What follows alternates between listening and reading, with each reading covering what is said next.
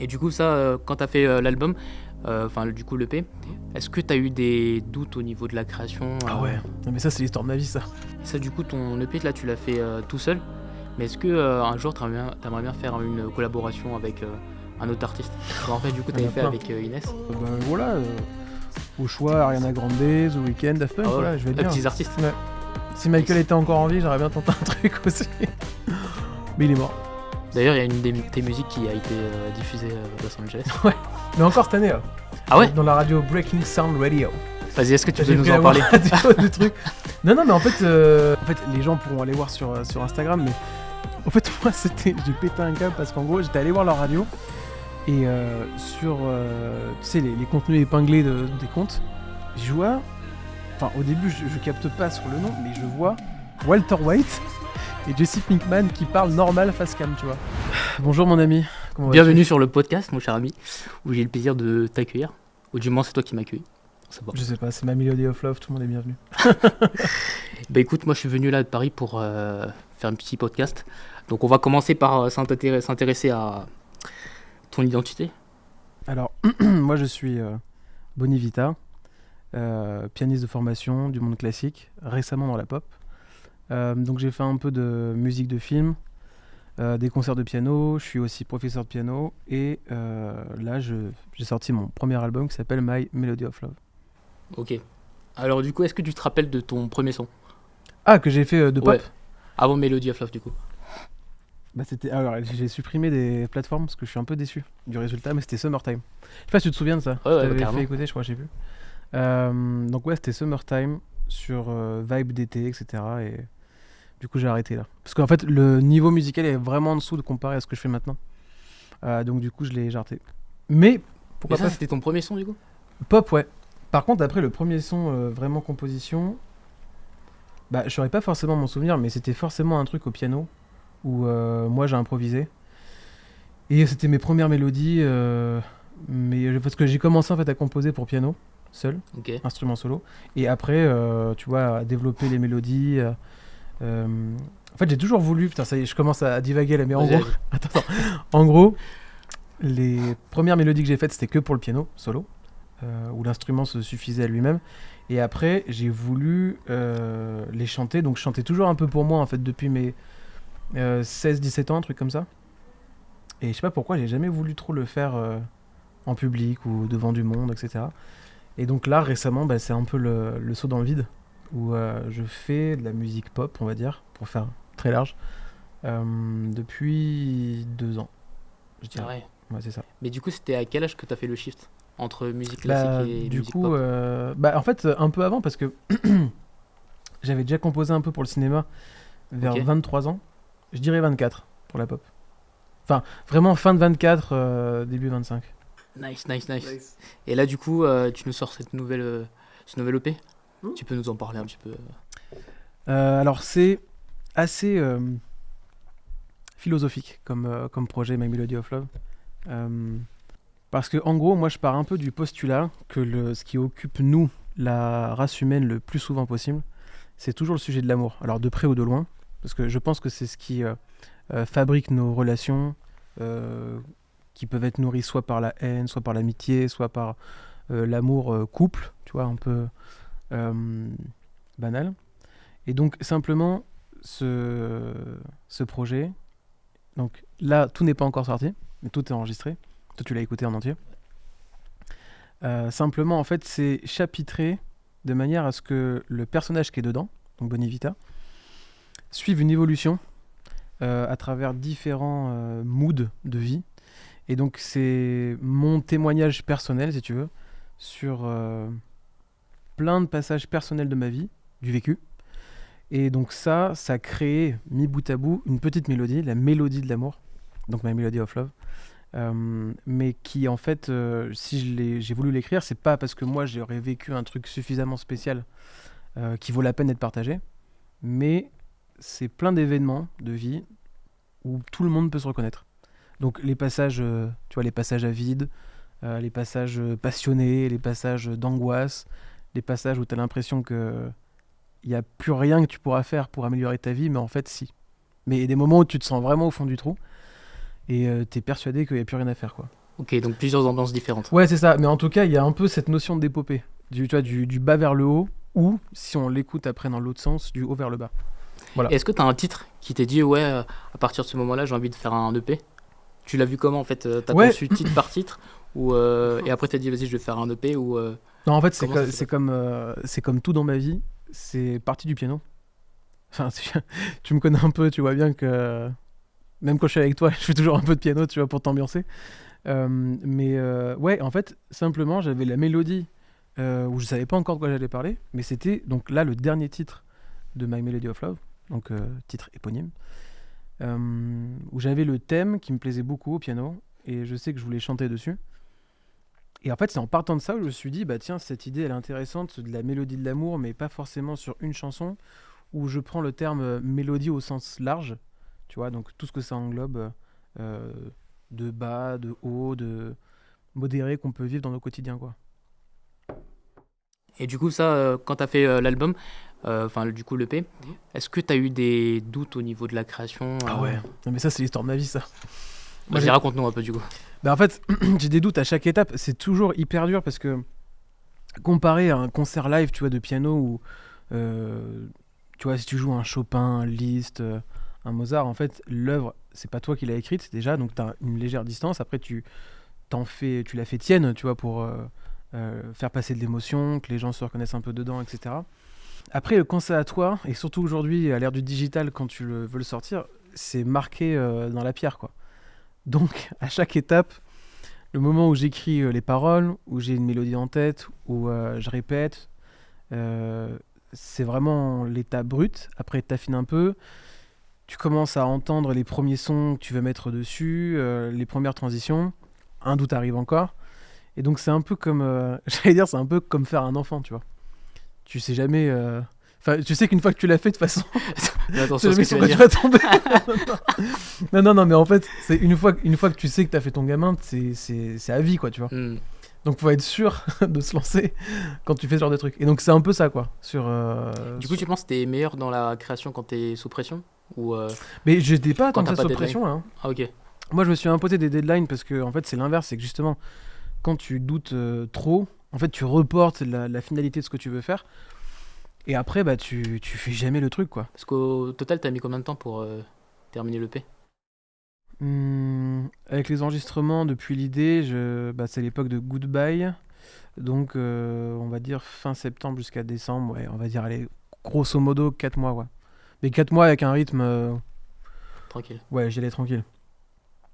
Mais bon, faudrait essayer un jour de faire un album en un mois, quoi. Ça, ce serait marrant à faire. Quand t'as fait ton EP, du coup, c'était qu'est-ce que t'as appris en fait sur toi-même? Oh putain, Question personnelle, là. ça, c'est vaste comme question. Alors, qu'est-ce que j'ai appris sur moi-même pendant que je l'ai fait, tu veux dire? Ouais, c'est ça. Je pense pas avoir découvert des trucs, mais je pense que j'ai eu le truc, tu sais, où de temps en temps, soit c'est quelqu'un, soit c'est un événement, soit c'est des proches qui te le disent, mais tu sais, où tu reprends des souvenirs de ce que tu as vécu, en mal ou en bien, et tu revisites un peu tes souvenirs, mais avec un regard différent, avec le vécu que tu as eu en plus depuis le moment où c'est arrivé jusqu'à maintenant.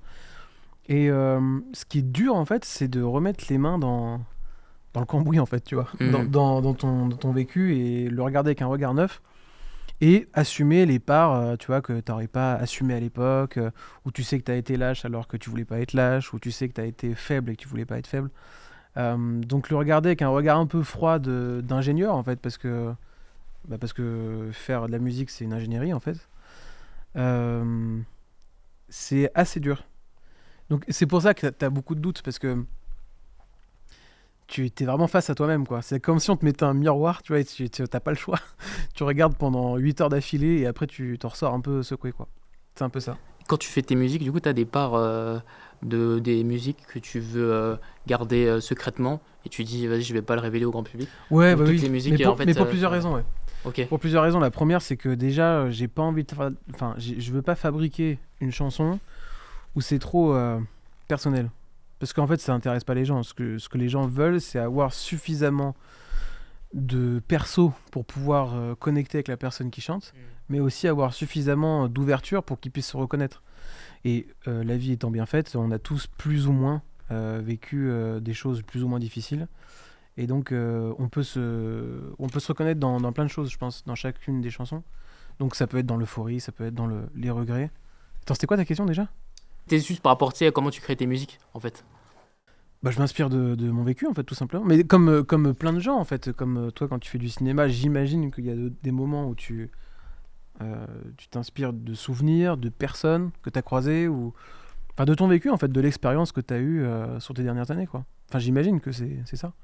Ouais, Moi, en tout cas, c'est le cas. Vraiment, je me replonge dans des événements de ma vie qui soit sont pas réglés, soit ont beaucoup compté, soit ont, tu vois, marqué quelques blessures ou des choses qui s'oublient pas, quoi.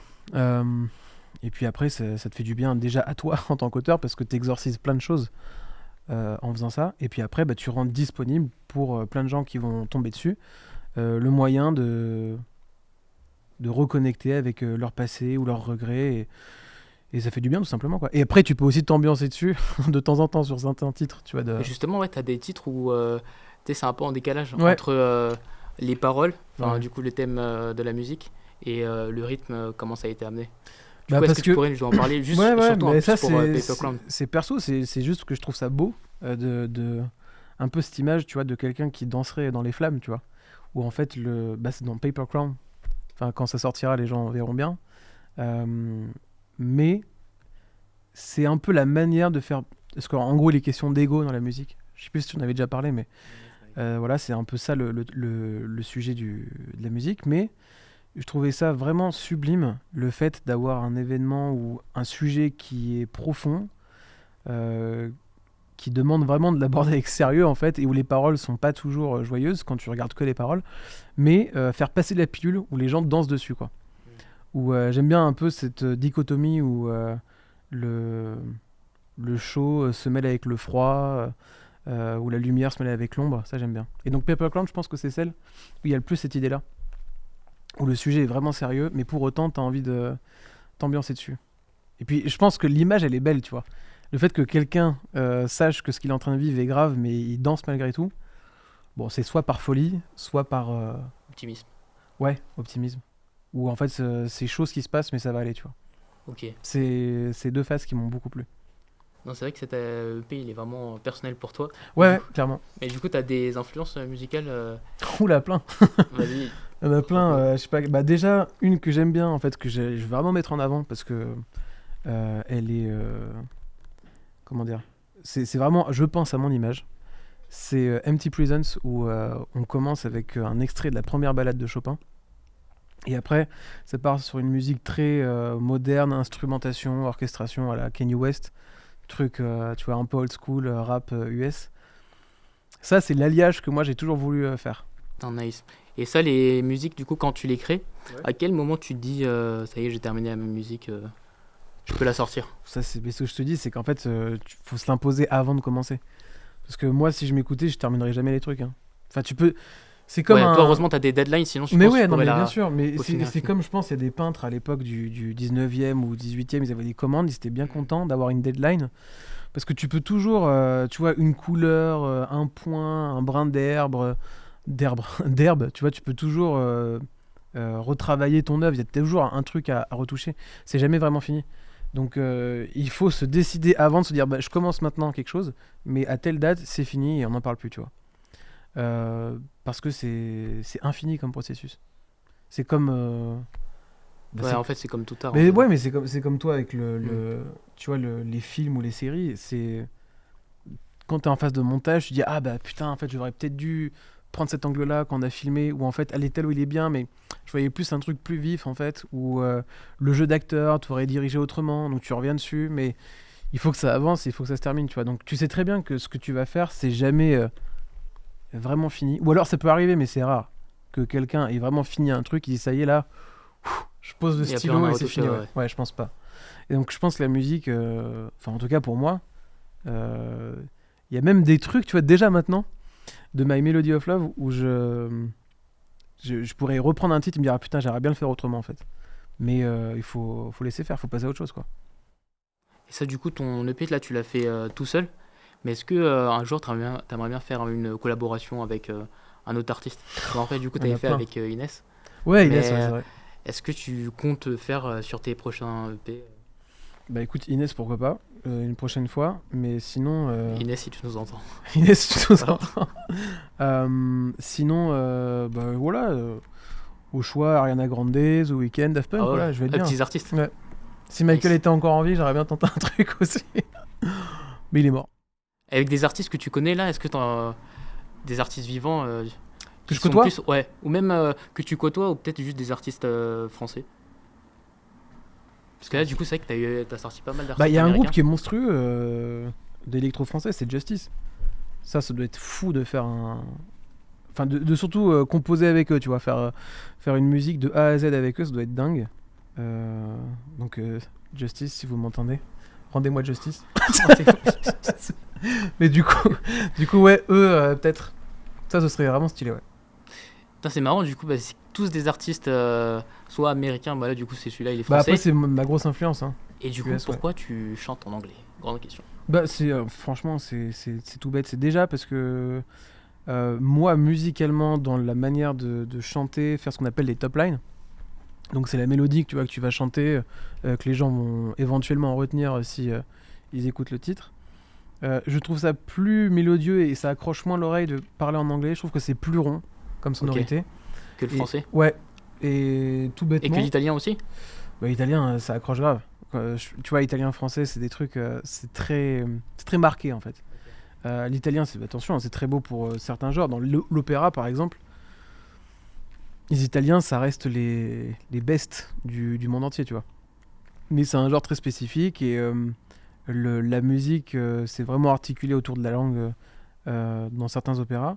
Mais la raison pour laquelle moi je veux faire en anglais aussi, c'est tout simplement parce que je veux parler au plus de gens possible. Et à l'heure actuelle, il me semble quand même que dans le globe, la majorité des gens, s'ils comprennent pas ta langue, ils comprennent l'anglais, quoi. Ah Donc non, c'est sûr. voilà pourquoi. Parce que je crois pas que, enfin, j'ai pas pensé ma musique pour parler spécifiquement à un public français, franco-français, ou tu vois une certaine frange de l'élite parisienne. Tu vois, c'est pas trop mon truc. Mais Le globe. ouais, pour le côté international. Quand t'écris tes musiques, du coup, tu sais plus en anglais ou tu commences en fait par le français et ensuite tu traduis en anglais ou tu démarres Ouais, direct avec direct l'anglais? l'anglais. Ah ouais? Du coup, les mots ils deviennent direct. Ouais.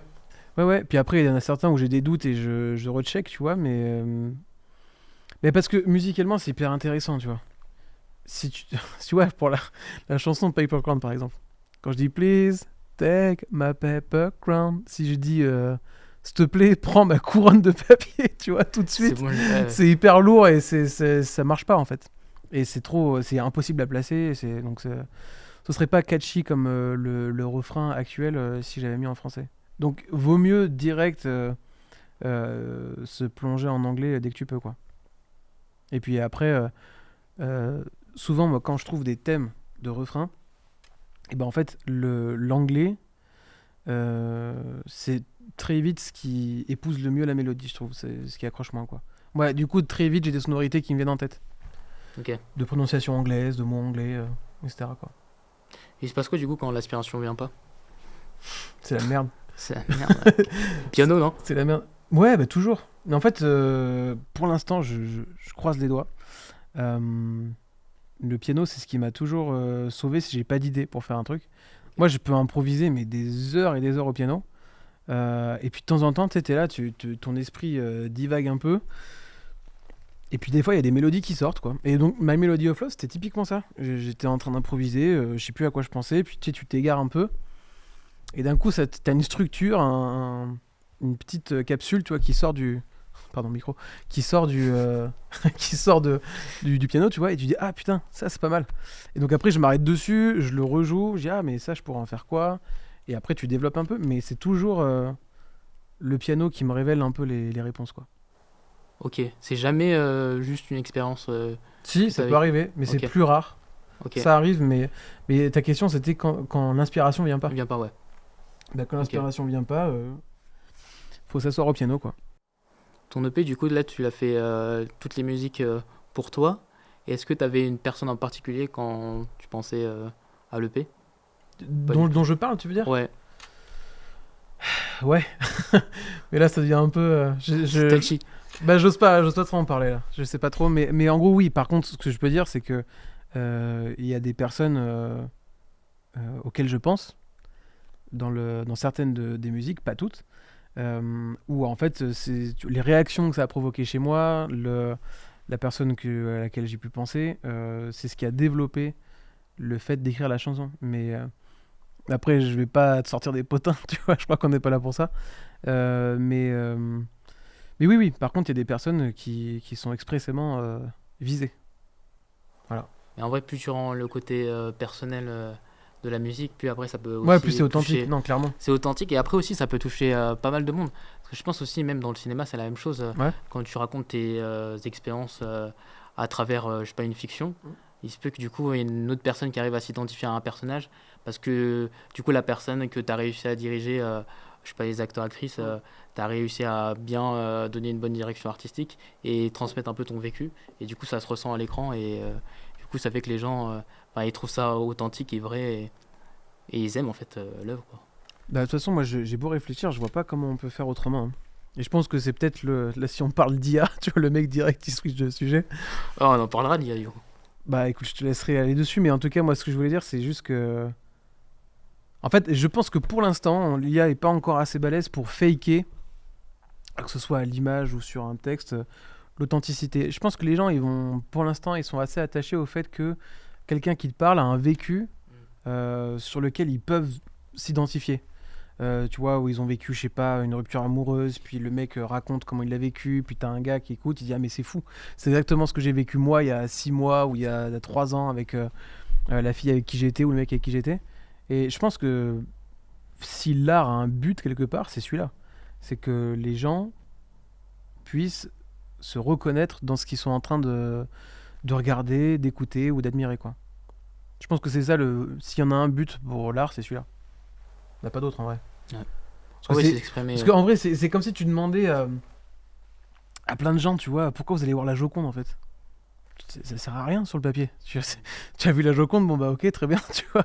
Mais les gens vont la voir et il se passe quelque chose. Et la manière dont toi tu le perçois, quand t'es devant, que je sais pas, t'es perturbé ou pas par son regard qui te suit ou machin, c'est ça qui est personnel. C'est comment ça va. Ton interprétation. Ouais, ouais, c'est comment ça va interagir avec toi. Et est-ce que ça va agiter chez toi, c'est ça qui est intéressant.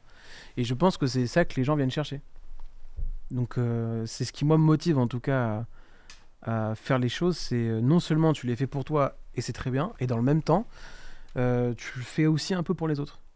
Mais c'est pas un truc que tu calcules, c'est que moi je calcule pas quand je fais la musique, je dis ah, tiens, je vais raconter ça, du coup, quand il y a un mec ou une meuf qui va rire dessus, elle se dit ah putain, c'est ça, c'est ça. Non, faut d'abord le faire pour soi, mais comme on a tous un vécu qui passe par plus ou moins les mêmes étapes, bah, tu le fais aussi pour les autres, quoi, dans le même temps. Mm. Oui, t'as une audience qui va être réceptive. Ouais, c'est ça. Après, il y en a, ils s'en foutent, il y en a, ils s'en foutent pas. Puis des fois, c'est la forme, c'est comment tu choisis d'exprimer le sujet de fond. Paper Crown, ce qu'on disait justement, c'est ce qui est marrant, c'est qu'il y en a qui aiment pas du tout l'idée de parler de quelque chose de sérieux et grave avec cette ambiance très festive, comme si tu essayais un peu de t'anesthésier de ta propre douleur, quoi. Il y en a qui aiment pas cette manière de faire. Il y en a qui aiment un truc beaucoup plus direct, frontal et sans concession. Ce qui est le cas du premier titre, d'ailleurs. Et d'ailleurs, justement, t'as une anecdote à nous partager Sûr. sur la création de l'EP, Qu'est-ce que je pourrais te sortir comme anecdote marrante ou. Ah si, bah si, c'est à la fin de Tears for Me. Vas-y. Je fais une longue phrase chantée, je vais très très haut dans les aigus, et vraiment j'étais en fin d'enregistrement. Et en fait, heureusement, parce que je me suis cassé la voix en fait à la fin du truc, je devais tenir une note très très haute, c'était un fa dièse exactement, tout là-haut. Et j'avais une voix de coq, mec, c'était un truc de fou. Parce que vraiment, je devais envoyer la sauce, et je savais que je ferais plus de prise derrière. Et donc, juste, j'ai fini la journée en me cassant la voix sur la dernière ligne chantée, quoi. Donc, à la fin, si les gens écoutent, ils entendent le dernier cri. C'est un cri, en fait, le truc. Ah ouais. Et vraiment. Ah, vous l'avez mis du coup? Ah ouais, on l'a mis, ouais, ouais. T'écouteras à la fin, mec, t'entends le méga cri, ouais. Incroyable, incroyable. Ça, c'est une petite anecdote où je me suis niqué la voix. Tu fais comment d'ailleurs pour faire découvrir ta musique? C'est-à-dire C'est-à-dire, par exemple, quand tu la présentes la première fois, est-ce que, je sais pas, t'invites des potes pour dire Bah venez déjà, moi, chez moi c'est et un on truc va que j'aimerais écouter? éventuellement faire quand... Je sais pas si je le... Enfin, ça, c'est une idée, ça. Mais ça pourrait faire un bon contenu et en même temps, ce serait cool à faire. Tu sais, de faire une espèce de soirée où on est avec plein d'amis, tu vois, et je fais écouter l'EP à des gens qui l'ont pas encore écouté. Et puis après, tu vois, on peut en discuter, puis discuter des influences et des inspirations pendant qu'on fait une petite soirée. Hmm. Mais sinon, non, je commence déjà à l'envoyer à un échantillon de personnes proches qui me donnent leur avis sur ce que j'ai fait, tu vois, ce qu'ils en pensent. Je commence par ça, puis après, bah, les réseaux sociaux, là, ce qu'on va voir cette année, où je vais faire pas mal de contenu pour présenter, donc soit en chantant le refrain, soit en chantant un couplet, soit en montrant des coulisses sur comment j'ai composé, etc. Mais par contre, sinon, le moyen qui me tient à cœur, c'est ça, c'est trouver des... Enfin, aller voir les personnes que je connais pour qui la vie compte et qui me disent de manière brute ce qu'ils en pensent. Ok. C'est quoi, du coup, pour toi, l'identité Bonnie Vita, en fait? Qu'est-ce que les gens, tu voudrais qu'ils retiennent, en fait, quand ils parlent de toi, en fait, en tant qu'artiste? C'est dur parce que je pense que j'ai pas encore la réponse à cette question, mais attends, Après, si tu peux dire, c'est en cours non, de mais en fait, justement, construction. c'est ça qui est intéressant, c'est que euh, j'aime bien. Il y a une phrase que j'ai entendue une fois, j'aime bien. Enfin, je trouve que ça exprime bien ce que je vis en ce moment. C'est qu'il y a des choses que j'aime, tu vois, il y a des choses que j'aime aborder, des choses que j'aime faire, des choses que j'aime pratiquer. Or, pour l'instant, j'ai pas assez de recul pour regarder derrière moi et dire, bah voilà, mon identité, c'est ça. Hmm. Ouais. Et voilà ce que je présente au monde. Par contre, je sais ce que j'ai envie de mettre en avant pour l'instant et qui me fait kiffer. Et j'aime bien dire du coup que je, je découvre des parts de moi que je connais pas encore. C'est vraiment ça, la psychologie que j'ai en ce moment. C'est que c'est en faisant que je suis en train de me découvrir et que du coup l'identité se solidifie et se définit. Mais sinon, bah, on pourrait dire vraiment dans les grandes lignes esthétiques un peu néo-rétro, pop actuel, international et musique moderne, quoi. Ok. Et du coup, Bonnie Vita dedans. Ah C'est bah, Bonnie Vita, non, mais vraiment ah ouais, le le nom. nom, ok, Ouais, le nom, ok. ouais. Bah, c'est tout simple. Mon nom, c'est Bonnie. Et j'exprime des parcelles, des passages de Partie de ma la vie. vie. Ok, Et ok. donc la vie en italien, c'est vita, Boni, Bonnie Vita. vita, la vie de Let's Boni, go. quoi. Donc en Donc gros, en vrai, c'est... t'as aussi des influences un peu italiennes. Ouais, beaucoup. Donc, Je surkiffe ça. Et donc, alors attention, je chante pas encore en italien. Peut-être qu'un jour ça va arriver, je sais pas. Pourquoi pas faire un feat avec un Italien ou une Italienne en allô? plus, ça pourrait être marrant. Non, non, mais voilà, parce qu'en fait, bah, pour moi, l'Italie, c'est sûrement le plus beau pays du monde, avec la meilleure culture du monde. Euh, donc c'est simplement que c'est un pays avec lequel j'ai tellement d'attaches, où j'ai l'impression que mon cœur est resté là-bas et mon corps il est en France, tu vois. Euh, je veux pas forcément parler en italien, mais par contre, juste les influences, l'art de vivre italien, la philosophie italienne, c'est quelque chose qui m'est très perso. Donc c'est pour ça que je voulais que ça résonne avec cette musicalité-là. Et puis la langue italienne, pour moi, c'est sûrement la langue la plus musicale du monde. Donc c'est pour ça que j'ai choisi Bonivita. Ok. Mais c'est quoi vraiment tes influences du coup en Italie Tu veux principalement? dire ce qui m'influence chez l'art Ouais, italien? ouais, c'est ça. Qu'est-ce qui te fascine Ouais, en il y en a fait tellement, mais en fait, un chez la jour, culture je italienne? pense qu'il y a un truc qui sera vraiment huge à faire si ça marche pour moi. Je sais pas. Mais c'est l'opéra, moi, qui me. Non, mais les Mec, opéras l'opéra. italiens, c'est une folie, quoi. Tu pourrais ou pas De quoi? faire un opéra? Tel quel, je sais pas, mais par contre, ça Parce qu'il faut pourrait. avoir une voix particulière, non? Ah oui, non, Parti- être chanteur d'opéra, Ouais, ouais. non, mais c'est un job très différent. Ça n'a rien à voir. Les chanteurs d'opéra ont une endurance comparée aux chanteurs pop qui est largement au-dessus. Mais c'est tout un autre travail, en fait. C'est pas la même chose. Par contre, un jour, faire mon opéra dans un album où tu vois, où c'est une grande fresque de quelque chose, ça me ferait vraiment, vraiment kiffer. Parce que dans l'opéra, t'as vraiment le. En fait, il faut savoir que déjà en Italie, enfin dans le monde, à l'époque de l'opéra, c'était vraiment le cinéma de l'époque. T'avais costumes, musique, décor. Il y avait juste pas le montage, en fait, c'est tout. Et t'avais le storytelling, l'histoire, la narration en différents actes. Donc les gens, en fait, ils allaient voir ça et vraiment, ils vivaient le truc tellement premier degré. T'avais des gens qui s'évanouissaient dans la salle, d'autres qui pleuraient, d'autres machins. Euh, Et donc c'est ça que j'aime dans l'opéra, c'est que c'est un peu le premier art où ça regroupait toutes les spécificités, quoi. Picturales, costumes, musicales, c'est vraiment génial, quoi. Donc ça, ouais, j'aime bien le côté fresque de l'opéra. Côté un peu dramaturgie, tout ça. Ça me chaufferait un jour. Et aux US, c'est quoi qui t'inspire le plus du coup? La pêche. Les guns. Non, mais en fait, le fait que dans leur production, ils y vont pas par quatre chemins, quoi. C'est que des fois, t'écoutes une musique, t'as envie que ça envoie, t'as envie que ça sonne large, impressionnant, Spectaculaire. ouais, spectaculaire. Et moi, c'est ça que j'aime vraiment aux US, c'est que ils ont une qualité de production qui est hors du commun. Euh, et c'est ça qui m'inspire en fait. C'est les grosses instrumentations, les synthétiseurs qu'ils utilisent là-bas. Parce que d'ailleurs, l'influence qu'on peut voir beaucoup dans ce que les gens. C'est marrant parce que dans Stranger Things, il y a beaucoup de, tu vois, de sonorités années 80 américaines et il y a beaucoup de gens qui pensent que c'est un truc qui a été pensé maintenant, tu vois. Alors qu'en fait, c'est que du réchauffé, du pompé sur les années 80 sur les synthés, mais ça, c'est des sonorités qui ont été vraiment popularisées aux États-Unis, quoi. Et ça, par contre, j'adore. Cette esthétique un peu, ouais, synthwave, 80s, ouais, j'adore. Et donc, c'est ça, grosso modo, mes inspirations. Puis, toute la pop culture, ça vient de là-bas, quoi. Je veux dire, les danses de Michael Jackson, ça vient de là-bas. Les costumes, ça vient de là-bas. Quincy Jones, ça vient de là-bas. Et en fait, ils ont réussi à faire de leur propre culture. Enfin, en fait, ce que je veux dire, c'est qu'ils ont fait leur propre culture avec quand même les influences à la base qui est européenne. Parce que Quincy Jones, tu vois, lui, il a appris.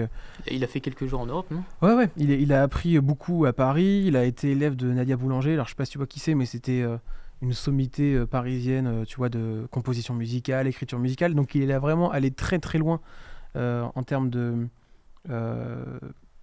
aboutissement intellectuel sur comment tu écris la musique. Et après, il en a fait un truc tellement à part. C'est ça qui est génial, c'est qu'ils ont vraiment absorbé la culture européenne pour en faire une force aux États-Unis, quoi. Et ça devient à eux, à 100%.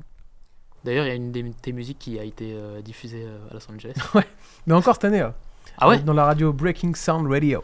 Vas-y, est-ce que tu J'ai peux pris nous la en voix parler? radio du truc. Non, mais en fait, je suis très content.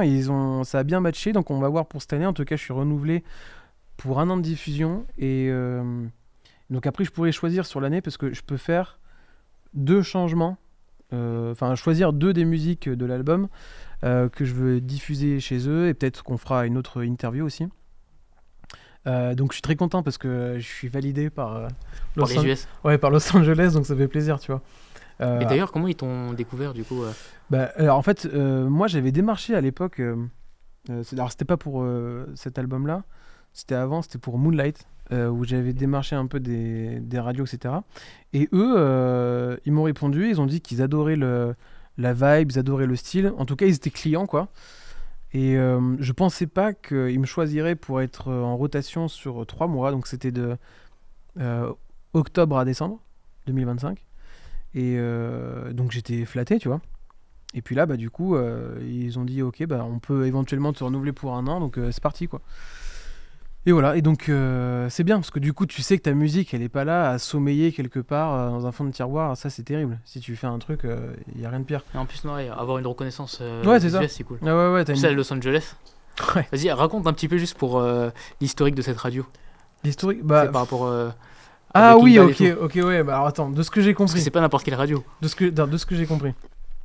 En fait, les gens pourront aller voir sur Instagram, mais en fait, moi, j'ai pété un câble parce qu'en gros, j'étais allé voir leur radio et sur, tu sais, les contenus épinglés des comptes, je vois, enfin, au début, je capte pas sur le nom, mais je vois Walter White et Jesse Pinkman qui parlent normal face cam, tu vois, sur le compte de la radio. Donc, je dis, mais qu'est-ce que c'est que ce truc? Et donc, en fait, je clique et donc ils sont là et en gros c'est les parrains, c'est les représentants de la radio Breaking Sound Radio. Donc c'est Bryan Cranston et Aaron Paul, ouais, c'est ça, qui sont en fait les parrains. Et donc ils s'en servent, je pense, pour promouvoir un peu aussi. Parce que je crois qu'ils ont créé une marque de mezcal juste après Breaking Bad pour surfer un peu sur le succès. Mais du coup c'est eux les parrains de la radio. Fou, ça. Ah, c'est fou. Surtout que moi je surkiffe, tu vois, Breaking Bad et tout. Donc c'est pour ça Breaking Bad, Breaking Sound, et qu'il dirige le truc, quoi. Enfin, il représente la radio. Ah ouais, d'accord, ok. Voilà. Et là, du coup, les prochains morceaux de l'EP, ils vont pouvoir les diffuser? Alors, pas tous, parce que je peux soumettre 2 changements de musique. J'hésite encore, je sais pas encore lesquels, mais je pense que Paper Crown va sûrement y avoir droit parce que c'est très radiophonique. Tu vois, diffusion de radio, ça passe, et puis c'est très facile d'écoute, quoi. Enfin, le refrain, en tout cas, il accroche bien, que tu sois en soirée, en voiture, tout seul chez toi, tu es en train d'écouter de la musique. Donc, peut-être celle-là, et bah, pourquoi pas My Melody of Love. Mais à voir. Ok. En tout Non, cas, c'est ça cool. va être une de ces deux-là, je Incroyable. pense. Enfin, ces deux-là, je pense. Et du coup, tu penses que t'es plus un artiste de scène ou un artiste studio? Ou les deux? Mais ça c'est le temps qui le dira, ça. Parce qu'en vrai, la scène, c'est trop bien à faire. T'aimerais bien faire les tournées Ah ouais, carrément, bah, tellement. Je connais pas un artiste qui veut dire ouais, non, je pas envie de faire tourner sur ma musique, mais non, clairement. Après, c'est toujours pareil, c'est que si tu veux faire une tournée, t'as tout un enjeu financier où il faut le financer. Il y a pas que toi dedans, t'as tout le staff autour. Et après, il faut que ça devienne rentable comme activité. Donc, c'est encore un peu tôt pour parler de ça. Mais par contre, juste en termes de si t'as envie de le faire, oui, clairement. Si tu veux faire une tournée sur tes trucs, c'est génial.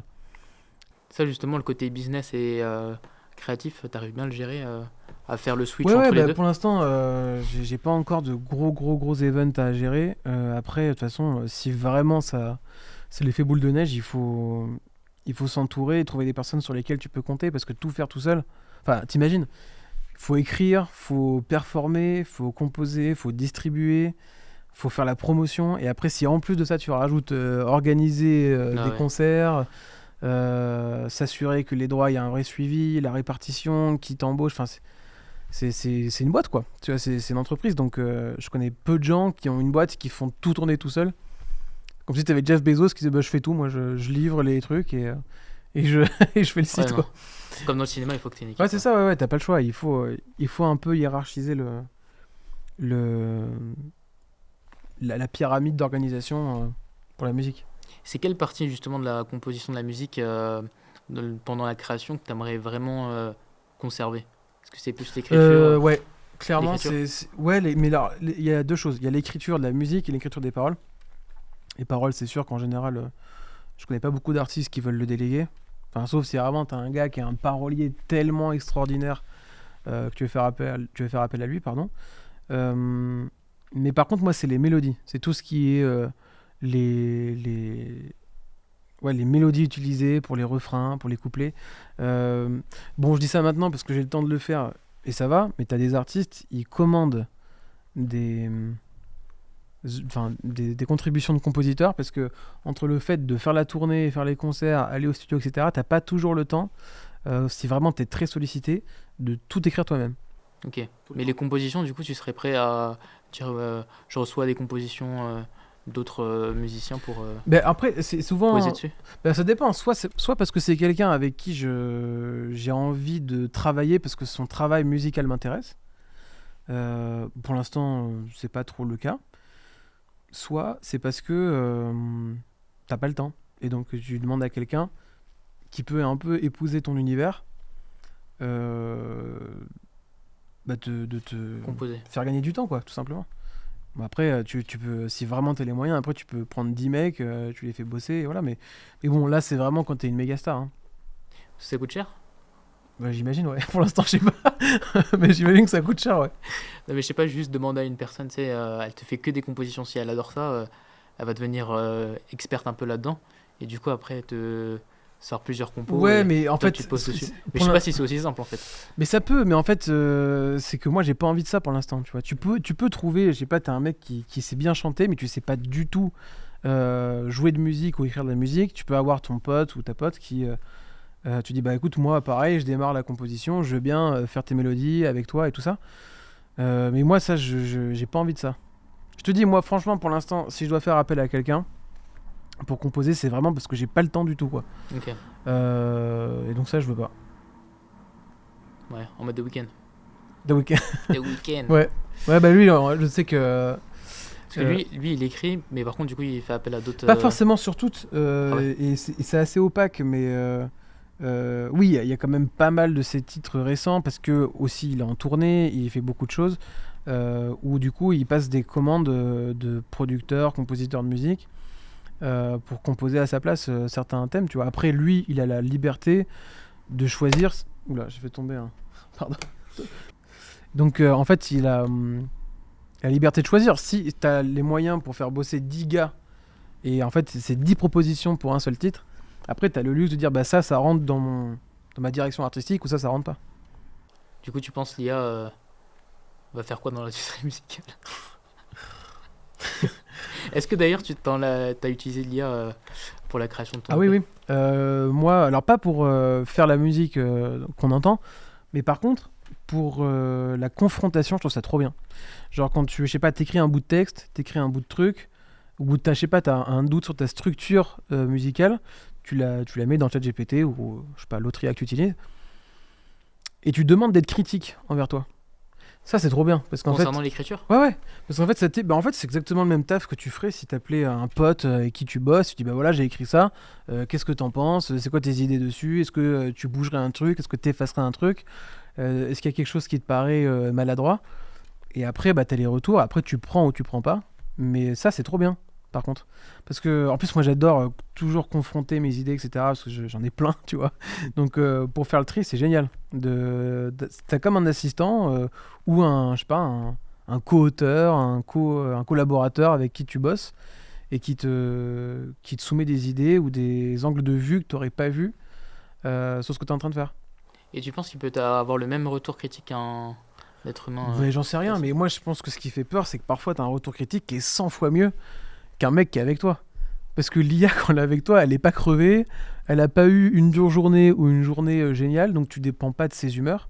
Tu dépends pas de. Voilà, parce que des fois, tu peux avoir des gars avec qui tu bosses ben ça arrive, tu vois, quand une sale journée, je sais pas, ils se sont engueulés avec leur mec ou leur meuf, ils ont pas envie de bosser, ils ont pas envie d'être là. Mais bon, des fois, c'est ce qui fait aussi que t'as des bonnes idées, c'est que des fois, t'as l'imprévu qui vient là-dedans et t'as un angle de vue que t'aurais pas eu autrement. Mais je pense que des fois, c'est en dessous et des fois, c'est meilleur, quoi. Mais y a pas vraiment. J'ai pas d'avis tranché sur c'est 100% mieux ou 100% moins bien. Par contre, je pense que ça se vaut. Et ça fait peur par contre. De se dire que ça peut match. Enfin, il y a match avec un être humain, ça c'est clair. Oui, il n'y a pas de saut d'humeur. Mais ça, du coup, quand t'es en train d'écrire, t'écris plus quand tu vas bien ou quand tu vas Tout le temps. pas trop bien? Tout le Ah temps. ouais. Des fois, non mais ça Et tu c'est. peux par exemple être en période, pas forcément de dépression, mais un peu maussade, hardcore. Le Euh, suicide.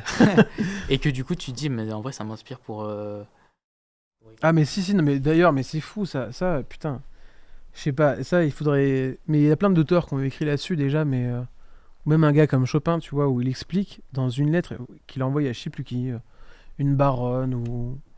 Enfin, tu sais, par correspondance, comme ça se faisait beaucoup à l'époque romantique. Où en fait, le gars, il expliquait même carrément que parfois, il avait peur d'être joyeux parce qu'il se rendait bien compte que c'était souvent ces moments de vague à l'âme, tu vois, où il était un petit peu nostalgique, où il était un petit peu fébrile, un petit peu, tu vois, désespéré quand il regarde sa vie ou comment il se sent ou le monde, et que c'est ça qui venait nourrir le fait de jouer, de trouver des mélodies, tu vois. Et de temps en temps, il en a écrit des trucs vraiment joyeux parce qu'il kiffait la vie, mais il y a quand même un peu ce truc où ce qui vient facilement nourrir ce que tu fais, c'est quand même les moments où tu es touché et où tu te sens vulnérable, quoi. C'est un peu moins les moments où tu te sens au top de ta vie ou au top de ta forme que d'un coup tu dis tiens vas-y je vais prendre un stylo là je suis tellement bien faut que j'écrive, tu vois. C'est rare. Ça arrive hein, mais ou alors si ça arrive je pense que c'est plus tard, c'est pas forcément tout de suite. Tu te souviens d'une période où tu étais en extase et tu dis tiens c'est marrant, je m'étais pas arrêté dessus et là je vais gratter un peu. Mais il y a des fois aussi où t'es en train de kiffer ta vie, tu dis putain vas-y il faut que je parle de ça, tu vois. Je sais pas, par exemple tu peux tomber, moi ça m'est arrivé tellement de fois, mais je pense à plein de gens hein. Où tu sais, tu es in love de quelqu'un et ça coule, tu vois. Tu as envie d'écrire encore et encore parce que la beauté de cette personne, son aura, ce qu'elle dégage, ce qu'elle fait ressortir chez toi, tu deviens presque accro. Tu te dis, putain, c'est génial, là, ce que je suis en train de vivre, c'est fou. Donc, tu as envie d'en parler, quoi. Ça, c'est quand tu parles d'amour, en fait. Hein. My Melody of Love, encore une fois. Tu qu'on fasse un petit résumé de chaque morceau, un peu. Mais je sais pas si on va faire un résumé. J'ai quand même envie de laisser une petite part d'ombre dessus. Mais par contre, ce que je peux dire, c'est que la promesse que j'essaie de tenir avec My Melody of Love, c'est de passer par tous les états émotionnels qu'on peut ressentir dans une vie. Donc, la revanche, la colère, le désespoir, le fait de se dire que tout est fini, qu'il n'y a plus rien à faire, l'euphorie et la passion. Rien que ça. Et voilà. Et la folie aussi un petit peu. Je dirais pas sur quel titre, mais ouais, c'est chapitre 3. mais dans celui-là, ouais, ça parle de Goodbye par exemple. Ça, pourquoi je dis la folie, c'est que le personnage dedans, on sait pas trop à qui il s'adresse en fait. C'est pas très clair cette histoire. Et donc dedans, je dis que je veux pas voir le sourire de quelqu'un. Cette même personne n'a pas envie de me voir pleurer. Et donc c'est quelqu'un qui s'enferme dans un schéma psychique qui commence vraiment à le torturer. Mais on sait pas si c'est quelqu'un qui lui provoque ça ou si c'est sa relation aux autres qui crée cette espèce de conflit intérieur, tu vois, qui prend de plus en plus de place et qui devient étouffant. Donc c'est un peu de la folie, quoi. Enfin, c'est complètement de la folie. Incroyable. C'est quoi ton morceau préféré? Putain, c'est dur. Parce qu'en vrai, ça dépend du temps. Tu vois, je vais pas dire lequel, mais il y en a un, dès que je l'ai fait... Tu t'es dit, ah ouais, celui-là, c'est... Non, je me suis dit, non, j'aime pas. Mais vraiment, ouais, je vais pas dire lequel, mais il y en a un, j'étais là en mode... franchement, si j'avais pu choisir de pas l'enregistrer, je crois que j'aurais pas enregistré. Mais je me suis mis à l'apprécier, en fait, avec le temps. Je dirais pas lequel, encore une fois, mais je te le dirai en off si tu veux. Mais je crois que je t'ai déjà dit. Je sais plus, je crois que j'avais dû te le dire un truc. Je pense pas, hein. Non ? Non, ça me dit rien. Bref, tout ça pour dire que y en a un, ouais, j'étais en mode déjà, j'avais des regrets à peine j'avais enregistré. Il y en a un, j'ai vraiment kiffé le faire tout de suite, surtout qu'en plus, c'est Paper Crown, mais vraiment, on dirait pas dans la musique, mais moi je suis arrivé au studio, je te jure que c'est vrai, j'avais à peine dormi Ah oui, tu m'avais dit, ouais. 1 heure ou 2, et je me dis mais comment je vais tenir la cadence, je vais pas y arriver, franchement, j'étais défoncé de fatigue, ma voix elle tenait à peine et tout. J'ai tout donné au studio et le résultat est pas mal en fait. J'ai trouvé ça pas si nul. Et donc celle-là, j'ai bien kiffé la faire parce que c'était une grosse surprise même pour moi. Tu vois, j'étais dans un état où j'avais pas du tout envie d'envoyer la sauce. Surtout qu'au niveau de la voix, faut envoyer un peu de puissance. Et en fait, le résultat était plutôt convenable, quoi. Ouais. Et pendant la conception du coup de l'EP, est-ce que tu as envisagé une seconde partie? Ou tu l'as vraiment vu comme un EP unique? Non, ouais. Enfin, en tout cas, l'album se suffit à lui-même. Ok. J'hésite encore à le compléter, mais ça, c'est pas pour tout de suite. Mais peut-être que dans le cours de l'année. Mais bon, pour moi, en vrai, je pense quand même que l'histoire, elle est bouclée, tu vois, dans My Melody of Love. Mais j'hésite à enregistrer un dernier single pour aller dedans, mais je suis pas sûr. Ou alors, ce sera un single pour faire la transition vers quelque chose qu'il y aura après. Ok. La suite. T'as déjà des idées pour tes futurs projets? Ah ouais, plein. Ce sera dans la même vibe? Ouais, je pense. Enfin, en tout cas, si vraiment on parle d'un point de vue musical, d'identité, tu vois, sonore et tout, oui, je pense qu'il n'y aura pas de gros changements. Par contre, l'angle par lequel je vais attaquer les sujets, je pense que ça va beaucoup changer, ouais. En fait, celui-là, il est trop bien cet album parce que j'ai pu essayer plein de choses. Parce qu'il n'y a pas... Enfin, quand les gens l'écouteront, ils verront bien qu'il n'y a pas un truc clair. Ce qui est bien, c'est que du premier titre, deuxième, troisième, t'as vraiment des ambiances très différentes qui racontent pas du tout la même chose. Et donc, musicalement, ça permet d'expérimenter plein de choses. Et ça fait un peu les montagnes russes, tu vois, au niveau de la sensation, enfin des émotions. Donc, on peut pas dire, ah ouais, cet album, il est triste, ou cet album, il est festif, ou il est introspectif. Enfin, si, à la rigueur, ça peut passer, mais ça prend pas une forme trop, tu vois, hyper sérieuse sur la forme. C'est pas un truc où c'est plombant pendant 5 titres, ou c'est euphorique pendant 5 titres. Donc, j'ai vraiment eu le plaisir de pouvoir fabriquer différentes atmosphères. Par contre, je pense que ça va se préciser sur les projets à suivre, ouais. Ok. Et tu utilises des visuels au moment de la conception de l'album? Non, pour par contre... créer une identité Non. sonore? Non, ou, par contre, ce qui visuel? m'inspire beaucoup, c'est le cinéma. Ok. Ça, il y a plein de choses qui m'inspirent. Mais des fois même, c'est des... Oui, vas-y. T'as des films Qui m'ont qui inspiré. t'ont inspiré pour le P. Ouais, il y en a, putain, il y en a plein. Bah, déjà, en fait, pour l'aspect un peu costume, tu vois, personne qui... En fait, j'aime bien le costume parce que tu peux tout faire avec. Tu peux parler de choses très sérieuses, tu peux parler de choses tristes, tu peux parler de... Et en fait, ça reste crédible. C'est un truc sur lequel tu peux à peu près épouser tous les genres. Et il y a un film italien qui m'a beaucoup inspiré pour l'esthétique, c'est La Grande Bellezza. Donc c'est-à-dire la grande beauté. T'as toujours pas vu, j'imagine? J'ai pas vu. Parce que j'en ai parlé tellement de fois de ce truc. Tu sais qu'en plus je l'ai pris en DVD et après je l'ai pas regardé. Tu l'as toujours? Mais je l'ai. Ouais, non, mais Ah en oui, fait, je l'ai pris en DVD, mais je l'ai pas. Toi, tu l'avais je l'ai pris, pas tu l'avais checké. rendu direct Mec, après j'ai regardé d'autres films. Mais film qui, moi, m'a inspiré tellement de trucs, c'est incroyable. Après, bah, c'est plus sur tu vois, sur certains titres. Par exemple, Babylone, c'est un film qui m'a inspiré tellement de choses aussi. Je trouve que c'est hyper inspirant. Donc, comment articuler, tu vois, mes accords, mes mélodies, ça m'a beaucoup inspiré. Et puis, j'aime beaucoup la notion qui est très scorsésienne dans Babylone, où tu as vraiment, tu vois, une fulgurance d'ascension pendant 2 heures presque de film. Et après, en fait, ça te raconte la chute, comment les désillusions, comment les cauchemars vont arriver, comment la réalité va te rattraper, et comment souvent tu es victime de tes propres ambitions. Ça m'inspire beaucoup. Donc, tout Scorsese, ça, c'est sûr que ça m'inspire. Parce que je trouve que lui, pour moi, je trouve qu'il raconte extrêmement bien la chute des personnages. Et pour la pochette de l'album, t'as créé un visuel en particulier. Tu voudrais qu'on en parle ou pas? De celui-là, là? Ouais. Bah, en fait, Vas-y, ce qui m'a inspiré pour le coup, c'était plus l'esthétique Peaky Blinders. ok. Ah ouais. Ouais, bah, attends, je me permets de le prendre du coup, mais tu vois, avec le coup du canapé là, Ok. tu vois, le canapé un peu british, machin, le costard, et Donc le petit béret.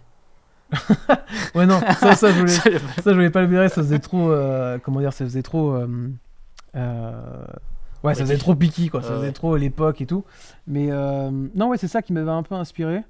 Mais encore une fois, moi, c'est que j'aime bien l'identité du costume parce que tu peux vraiment incarner ce que tu veux avec. En restant, tu vois, en restant digne, en restant affirmé.